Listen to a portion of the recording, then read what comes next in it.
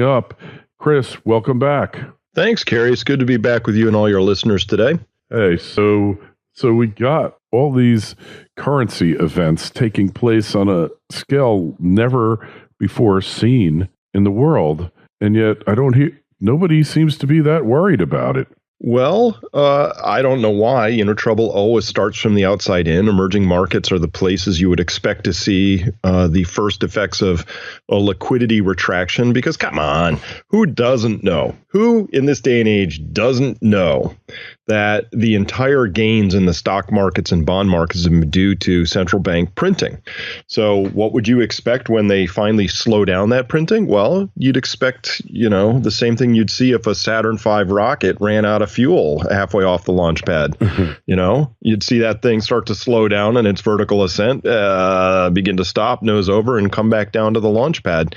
So that's what I think we're seeing out there at the emerging market side is just what happens when that liquidity flood tsunami finally begins to ebb a little bit, and the early returns are not encouraging, except in the U.S. markets where all-time highs. That's supposed to be the be-all, end-all salve and correction for all other ills in the world. Yes, it's really that shallow at this point in time. That's what we're left with. And even in China, their markets are blowing up. And then we see gold take a major hit, and silver. Gold was under 1,200 for a week. Silver is still under $15 the ounce. Is this ever going to change here for precious metals, or are we just is this our lives here? Well, to be clear, I had a great interview with Brian London. He runs the New Orleans Investment Conference and writes the Gold Newsletter. And anyway, he's been following this stuff for a very long time. He agreed with me that gold and silver are manipulated, but so are almost every other market out there at this point in time. So if you want to see the same sort of stop running, lack of price discovery, price movements that you see in gold and silver, I can show them to you in a dozen other commodities. I can show them to you in individual stock shares. I can show them to you in the broader stock markets. I can show them to you in things like the treasury market. It's everywhere. So we have markets that are of, by, and for the machines. The machines are held and owned by the most connected insiders on Wall Street. Hop, skip, and a jump from there to the largest ever wealth and income gaps in history. It's not hard to understand, Kerry. We have broken markets that are run. Really, it's rigged. They're all rigged. They're just rigged, and they're not rigged for your benefit. To the extent that your own individual retail portfolio is going up is a happy accident. But trust me, when they in air quotes, decide to pull that plug, you will find that they have doorways available to them to exit that you do not. Welcome Charlie Brown to trying to kick the football one more time. Wall Street's Lucy in this story, and everybody else except them happens to be Charlie Brown. Yeah, well, so at some point, this rigging presumably can't go on forever, can it? I mean, how much longer is it going to be? I mean, is this our new reality, or is it just kind of transitional? Well, it's gone on a lot longer than anybody thought, myself included. It really shows the power of deception, self-deception, delusion, all that other stuff. Bubbles are really self-reinforcing phenomenon. Somebody was just telling me, you said there was a double top in the NASDAQ back in 2016, and look at it now. And it's true, there was. I had to point out gently to this individual that, well, that's true, but 2016 and 17 saw the largest amount of monetary printing by the big five central banks of the world in the entire series.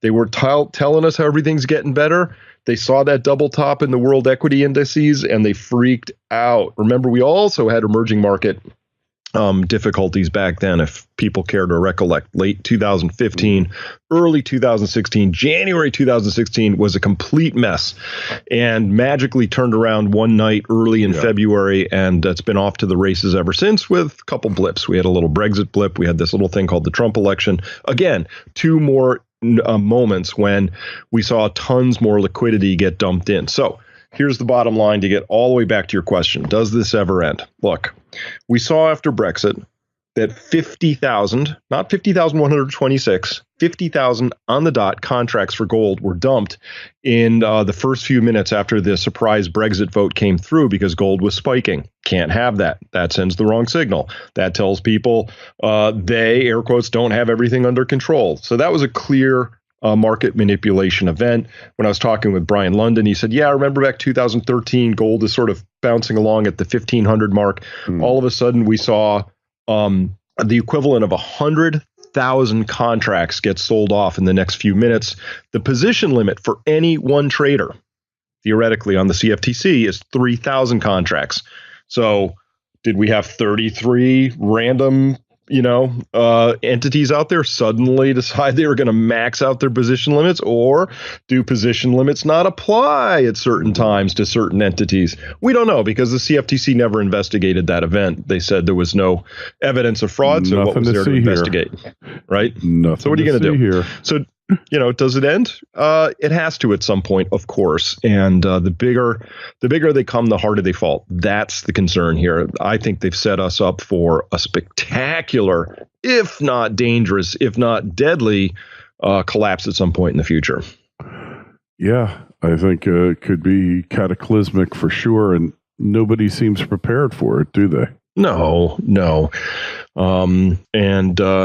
It's just everything's sort of rigged and fraudulent. And that includes our own voting machines here in the United States. I just get annoyed now when people talk heartfeltedly about Russian meddling, or the New York Times pens a piece and says Putin's, showing a disregard for American democratic institutions and our democratic processes are being undermined. I'm like, listen, honey, if you don't have them to begin with, they can't be undermined.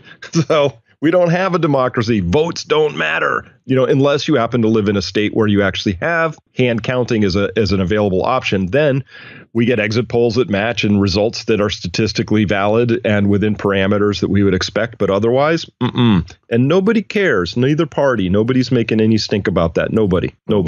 There's only one party. That's the uniparty.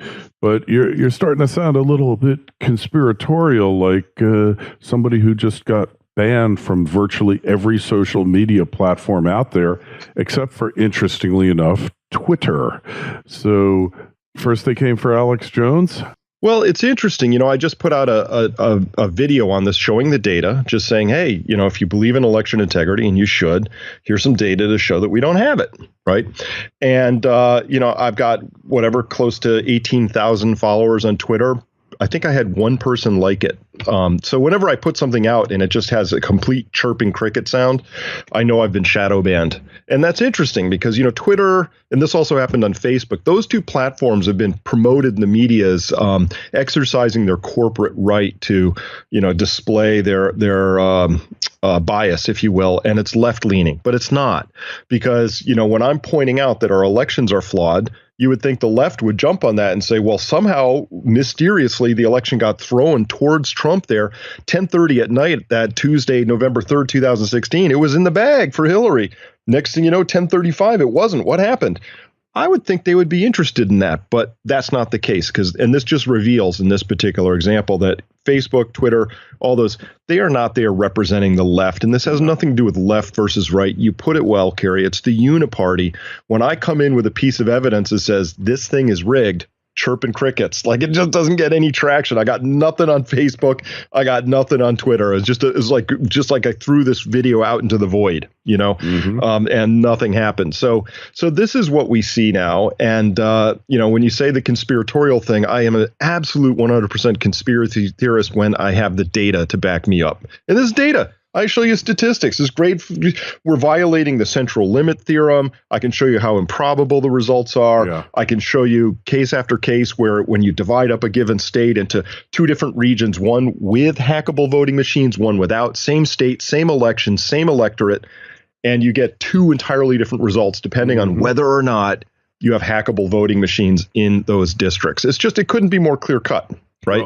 Well, simple. Easy stuff. It's simple, easy statistics. It's all statistics. You don't even need end probability, but mostly statistics. You just have to look at the numbers. You see they don't fall out into the normal distribution, the bell curve, which is racist anyway. But Hey, they don't. And, I heard Roger Stone prior to the election say that in Wisconsin, they hadn't had an honest election in 10 years, that they're constantly rigged. And when I heard him say that, then I realized once, what's his name, Reince Priebus took over, that Trump was going to win Wisconsin no matter what. And then when I saw that he had taken away basically the Republican Party, the National Party took away Ohio from Kasich, he was no longer free to manage it any longer. I knew that Trump was going to win those states. There was never a question. I don't know whether they're rigged or not, but I think that this election really wasn't a battle of the voters. I think it was a battle of the riggers. And I think the black hats were working for Hillary and the white hats, if you will, were working for Trump. And we'll never know. That's the thing. You absolutely cannot tell. But there's just anomalies in the patterns that make no sense. Let's talk about that one then. So Wisconsin, I happen to have some data right in front of me. It was one of the things I pulled up in this video, and I pointed it out. There's, you can look at these. It's a plot, right? And so what we're looking at is the percent of total that's going to each candidate. Mm-hmm. And if it's a fair election, you see that there's a little wiggle in that line. It sort of has some heart palpitations because the early returns are coming in and you don't have that many to go by. But then it pretty quickly settles down. And if it's a fair election, it settles into a flat line. That's called the central limit theorem. What we're doing is the more data we gather, the more we converge on a mean. Right? Simple stuff. Mm-hmm. Yeah. And what you see in Racine County, Wisconsin, in the 2016 presidential general election is Clinton actually starts out with 70% of the vote, up to about 20,000 votes are cast. And then her line just wobbles down and Trump's line just goes, up like almost with a ruler under it. And so between 20,000 and 90,000 votes, it goes from 70-30 Clinton to Trump to 51-48 Trump over Clinton. Right. Mm-hmm. So that alone, like, hey, maybe there's some other explanation for this. But if we lived in an honest, fair election sort of an environment, you would say, great, let's just pull out the paper ballots and let's count them by hand. Now, when that happens, you see stuff like we saw in the primaries between Clinton and Sanders. And by the way, I think the DNC shot themselves in the foot by throwing the primaries towards Hillary and screwing Bernie. I don't know why Bernie jumped on that bandwagon, has just been toting the party water ever since. He ought to be. Let me explain that. Let me explain this to you. Okay. Yeah. Bernie was a dupe. His purpose in the election, he was put up to run by the party. All right. Because while Hillary and Bernie are running against each other, Hillary doesn't have to take any criticism or give Trump any attention, anything that he's saying about her being a thief, all of this. Bernie was put in there to lose. No one ever thought the guy had a chance. Because, look, he's an idiot, for one thing. He's totally out there. Dyed-in-the-wool, red diaper baby, complete socialist, collectivist, whatever. He never had a shot. But she was such a horrible candidate that all of a sudden Bernie woke up one day and said, my God, I could win this thing. I can't believe it. I could win. And all of a sudden he became a real candidate and broke his retainer with the Clinton campaign. Because look, elections where there's no opposition aren't elections. It's very boring to watch Obama just get the nomination with no opposition. So Bernie was a dupe. He was there to lose, but one day he figured out he could win, and then he really went after her, but not really, because he would never talk about the email, the server, any issues about Hillary. And he broke his deal, and then at the DNC, if you noticed, he looked like he had been roughed up. He had like bruises on his face. Bruises. I guess, I guess he fell down the stairs. Right? That happens. So, somebody ought to Photoshop Hillary in a wife beater. Because something happened. But listen, but here's how obvious it is. So I think you're right in many respects. And so Bernie all of a sudden goes, hey, maybe I could do this, right? So let me tell you about one little piece of evidence that I threw up in this video. And to me, this is just prima facie. We're done. No more discussion needed. So 8 counties in Kings County, New York, where Sanders and Clinton are running against each other. And so in 8 different counties where you fill out your little sheet of paper with a little bubble thing, you fill in the bubble and you put it into the optical scanner, right? And that thing's supposed to read it and tell you. It's very easy, just simple technology. It should be 100% accurate, right? And so what they found is they actually went back in and they hand counted 8 of these counties. You know what they found in all 8 of those counties? He won them. The hand count showed higher vote totals for Sanders than the machine gave him, and Hillary, in every single case, the hand count showed lower vote totals than what the machines gave her. I'm shocked. 8 out of 8. Sorry, we're done here. That's fraud. It's election rigging. That's that. So if the DNC wants to understand why people are this whole thing deflecting to Russian meddling was just to get the heat, just to put it somewhere else. It's the classic psychological projection. I'm going to make my deepest sin your biggest flaw, right? Mm-hmm. Russia had nothing to do with that. Russia wasn't busy in there dicking around with the optical scan machines in Kings County, New York in 2016. Stop. Yeah, Putin's agents were there. The no goodniks were rigging our election the whole time, right under our noses. Here's how you know it's rigged, right? What did Bernie say about that afterwards, right? He's got access to people who can, look at that and go, Bernie, every time we hand count, you do better, right? Yeah. Where was he coming out and saying, full stop, people who are following me, this is a rigged system. Here's the data. I'm not moving another inch forward until this is addressed. These people are corrupt. That needs to be addressed. He didn't do any of that. Nope. And that's because that wasn't his job. His job was never to win. You have to realize that this was a scam, a fraud upon the electorate. And only when he realized what a horrible candidate she was, and that even in a rigged system, she still was having trouble. That's when he went on the offensive and gave his socialist message. But the only reason those people went for Bernie is because they didn't want Hillary. It wasn't a question of they love his policies, whatever. Yes, some of the younger people, aging hippies, whatever, people my age who were, at Woodstock and never quite left. But, the reality was, it wasn't that Bernie was so popular. It was that she was so unpopular, and even controlling the news cycle, Chris, couldn't do anything about it. But let's go back to the censorship, corporate censorship happening all over the place. We'll probably get shadow banned as a result of this, because every time you post a video to YouTube, a transcript is automatically generated. Then some AI bot scans it and looks for things like Alex Jones, like Google is evil, Google is censoring, YouTube is censoring. It looks for all these terms, and then it acts accordingly. It shadow bans you, or worst comes to worst, it puts out a strike against you, and 2-3 strikes and you're out. Look what happened to Sean at SGT. Sean's a good friend. I don't necessarily agree with all of his theories, but a lot of them are pretty good, pretty spot on. He does first-class production values, and 3 strikes, he was out for like a week. They just erased 11 years worth of work on him. And he's a small player compared to an Alex Jones with 2 million subscribers. This is going to have ramifications. This is the battleground for the next presidential election. It combined with the so-called hacking of the election, electoral fraud. We got all these illegals signed up to vote, especially in California where they don't need them. And, it's so easy to check it out. I believe that Homeland Security is doing it as we speak.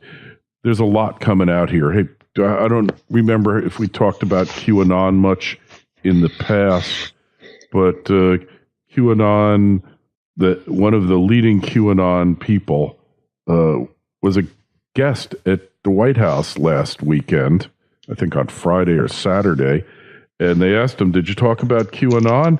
And he said, no, we talked about a lot of things, but we never talked about QAnon. All right. Now, look, when president has a QAnon proponent as a special guest to the White House, what is that telling you here, Chris? It might not be as countercultural as I first thought. Hey, I'm inclined to believe that QAnon is real. I mean, 30 days ago, he said McCain had 30 days and down to the minute, 28. And at exactly the same time that thing was posted at 6:28 Eastern time, 30 days to the exact time and minute, McCain died. Okay, so it was 4:28. I guess that would be Mountain Time because Arizona doesn't do daylight savings time. So they 2 hours behind or 3 now. It was a 2-hour time difference, and boom, look what happened. Interesting, huh? Mm-hmm. So, what do you make of that? I love coincidences, but I don't believe in them. You know? So it certainly is possible. I don't like to say, oh, I'm all in. I like to remain cautious. But when you see little bits and pieces come out, and then you know that Trump loves to troll, you know? So what better way to get the elites to think that Sessions is a good-for-nothing idiot than to be blasting him on Twitter. And Sessions never responds, and he keeps smiling. It's a game here. It certainly could be a game, put it that way, right? Mm-hmm. Yeah, it could be. Who knows what's happening at this stage? I just know that everything is just rigged as much as possible. Nothing is left to chance. Listen, if you couldn't understand what the Snowden releases were telling you all those years ago, there's probably no hope of really driving it in any deeper at this point. But, what did we learn then? We learned that every computer is compromised, that there's no such thing as a digital audit trail you could now trust when it comes from the authorities, that any particular trail could be put in, that they consider information to be the most powerful weapon. They're absolutely right. So any particular news article, the comment sections can't be believed. We understand the corporations are in there busy doing stuff. Article just came out today in the San Francisco Gate about how, Amazon has unleashed its little, troll army to go out and explain how great it is to work for Amazon, to counteract all those other articles coming out saying, hey, wait a minute, should we really be paying social, entitlement, goodies to his workers, blah, blah, blah. So listen, if anything that you or I or anybody listening is reading, whether it's in a comment section, whether it's in any sort of print media, online or otherwise, you have to know that there's a script being run somewhere. Somebody's running a scam. And you should always know that. From Randolph Hearst writing about, trying to get us into a war back in the turn of the last century, whatever it is, just understand information is power, and it's not left to chance anymore. It hasn't been for a long time. Oh, yeah. You can't just leave it in the hands of the public. God only knows what they'll do. And draw their own conclusions. That's, oh my goodness, that's bad. But that, so to me, that's why it's interesting to see that, I throw out this thing about a lack of election integrity and it's just chirping crickets on Facebook and Twitter. That tells me everything I need to know. These are not liberal, leftist, progressive bastions out there, trying to get rid of Alex Jones and alt-right sort of points of view. That's the cover story. The real story is they're controlling the entire flow of information, which doesn't like to point out things like, that the elites are really, running off with the entire apple cart at this point in time. And the United States is a warmongering nation that really lacks a certain moral integrity because we're busy, out there saying, do as we say, not as we do, and it's just corporatism by any other name. So that's all. Twitter is not about this guy @Jack, and Facebook isn't about this guy called Zuckerberg. Please, if those two companies ran afoul of the deep state, they'd be out of business by next Tuesday. That's that. Hey, Facebook is the deep state. You know that because it was LifeLog, and then they discontinued it the very same day in 2004 that Fakebook was founded. And look, like Zuckerberg, maybe he's a really talented programmer. I don't know. Maybe he's some kind of idiot savant, but he certainly does not look capable to me. There's just more to this story. And the same with Jack Dorsey. Same deal, It's just very, very suspicious, the whole thing. And LifeLog, it's it's a joke. It's a freaking joke. And that's why critical thinking, which you teach and you're a huge proponent of, as am I, is really the only thing that can save you and help keep you sane in an insane time where there appears to be no truth and no reality. And it's not all relativistic. There are facts, actual facts. And that you could take to the bank. And voter fraud, shadow banning, censorship on the internet is one of them. And look, when was the last time the government called you on the phone and asked you to do something and you said no? If you've been fortunate, never. But if it's happened to you, you don't say no. You know, they make you an offer you can't refuse. And that's what happens regularly. Anyways, that's it for today. peakprosperity.com. That's Chris's site. What's your YouTube channel? Where do we find you on YouTube, Chris? ChrisMartenson.com. Just spell all of that out, and you get right to the channel there. And on Facebook, it's just my name. You'll get there as well. And again, all we care about is the data. You know, we follow what the data says, and if it says something different, we'll change our minds. But right now, the data says these are pretty rigged situations going on right now. Yeah, hey, well, enjoy the rig, because when it's not rigged, that's when things are going to get really interesting. Just send us an email,